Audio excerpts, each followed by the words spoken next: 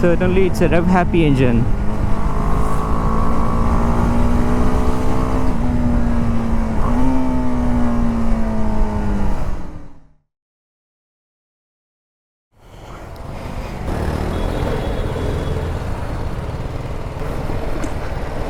So what's up YouTube?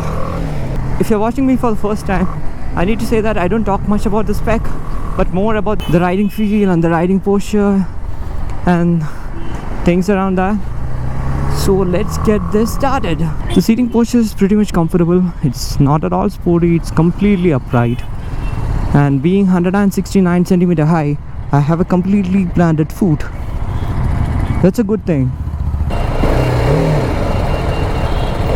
It feels like it's a rev happy engine, but you see that slightly I get a smaller vibration, but no problem. Let's see how it goes. And these mirrors are not so much well functional, okay, because with the riding gear itself it is consuming some amount of my hand. That means this portion could have been a little bit longer. Let's hit it.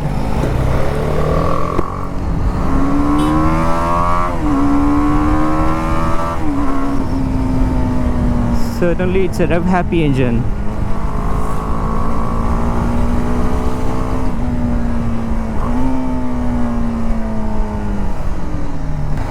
Let's stop here for some time and talk.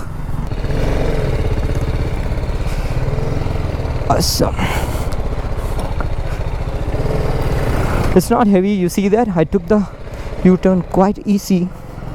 Wow, wonderful rotor, okay.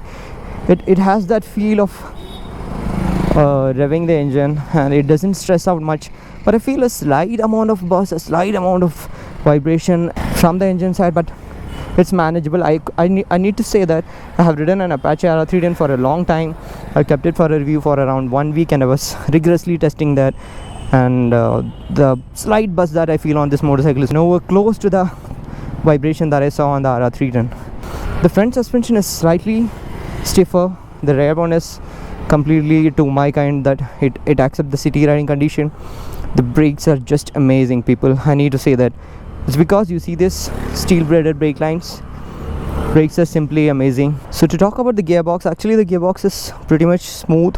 I'm wearing a boot now, so sorry for that. It's mandatory that BMW needs a boot for the test ride, and so the gear shifts are cool. The clutch feel actually is pretty much okay kind. It's neither light nor soft. That means it's good for city riding condition. And one good thing which I liked on this motorcycle, you see this.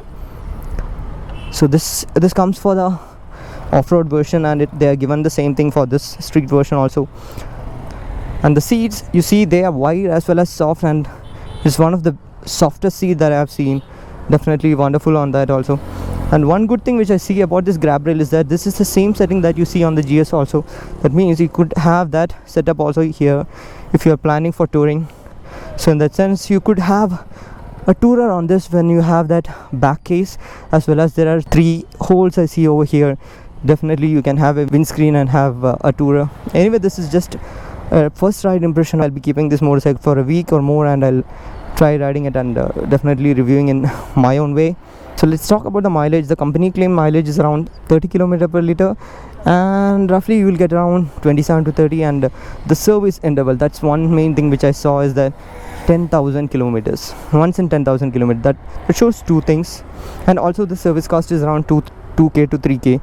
So what it meant by 10,000 is that I see 2 positive things there. One is that the service interval is long, means it's truly a BMW, and the second thing is that it's much cheaper to maintain.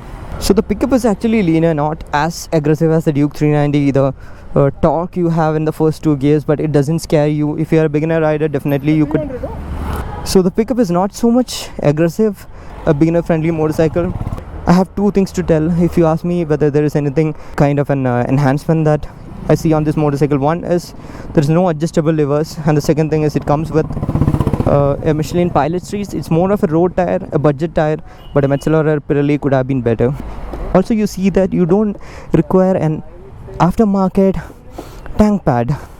I mean, even if you have a steel buckle on your belt, it doesn't gonna scratch out the tank. So that's something which BMW has done very well. So okay, let's look at the instrument cluster also. So this has lot of information, the tank range, gear shift indicator, except the average kilometers that you could run out of fuel. That is only one thing which I see which is missing on this. Apart from that, the speedo is well. So that's it with this short video. So if you liked it, do show some love in the form of likes and comments. See you in the next video, which is on that motorcycle. I feel like I'm sitting on a taller motorcycle.